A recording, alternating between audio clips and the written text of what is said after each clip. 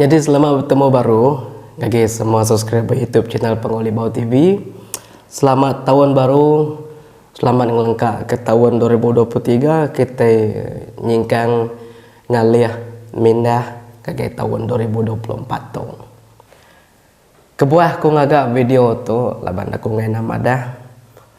Mayu kita nanya WhatsApp, telefon aku, chatku tadi nanya nama kebuah. Aku lama narai maksud ke video. Jadi aku tu tadi kebatang kebenar ya agi sakit.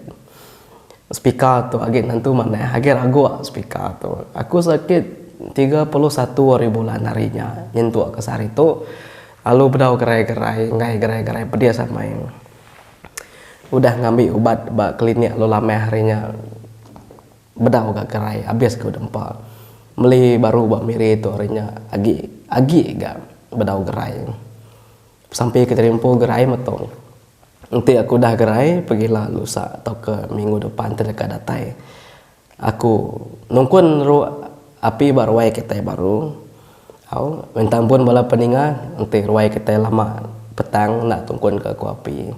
Ya tadi ti lebuh maya sakit tu tadi ngai jadi nah uliang agak semua tai. Ngai jadi talemi tulang tertinduk aja pengawal batu celapangan pada pala dia magang-magang. Okey. Dan tajak pihak aku minta kita bela subscribe YouTube channel Pengoli Bau, tetap begulai, tetap stay, tetap nanti aku pensut kerwai kita. Temu aku sakit lah, udah gerai bisi nyamai baru goyan baru kerwai, oke.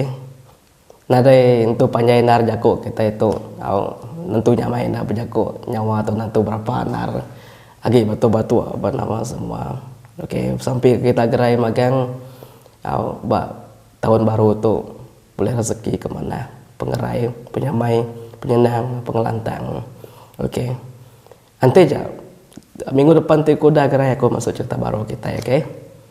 Ngejar aku punya bagari atau ke situ raja. Siga semangat selalu ada channel Pengoli Bau TV. Bye bye, selamat tahun baru semua.